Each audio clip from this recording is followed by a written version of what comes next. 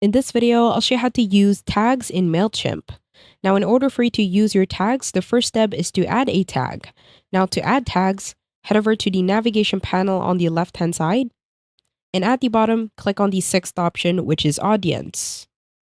Now, below Audience, click on the first option, which is Tags. Now, once you are on the tag section, you will see all of the tags that you have. In order for you to add a tag, head over to the top bar.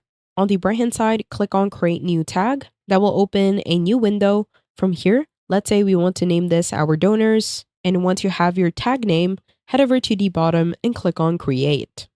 Now, once you have your tag, in order for you to apply this within your audience, head over to the left-hand side again, click on the sixth option, which is Audience.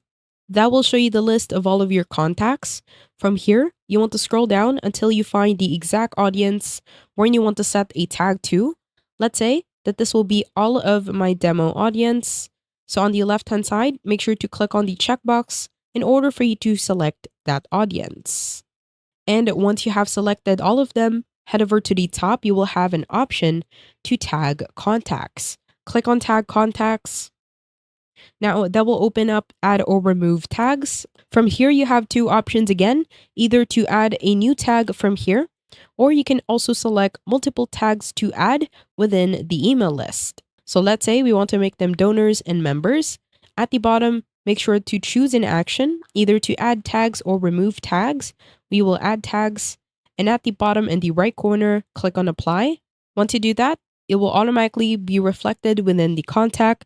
So if we scroll on the right-hand side, you will automatically see that they are part of the donor tag. If we head over to the tag section again, which is on the left-hand side, under the audience, if we head over to the donor tag on the right-hand side, if we click on View, it will show you the list of audiences that are on the donor tag or the tag in which you have applied. I hope you found this tutorial helpful. Please let me know if you have any other questions in the comment section below, and I will try my best to help you out.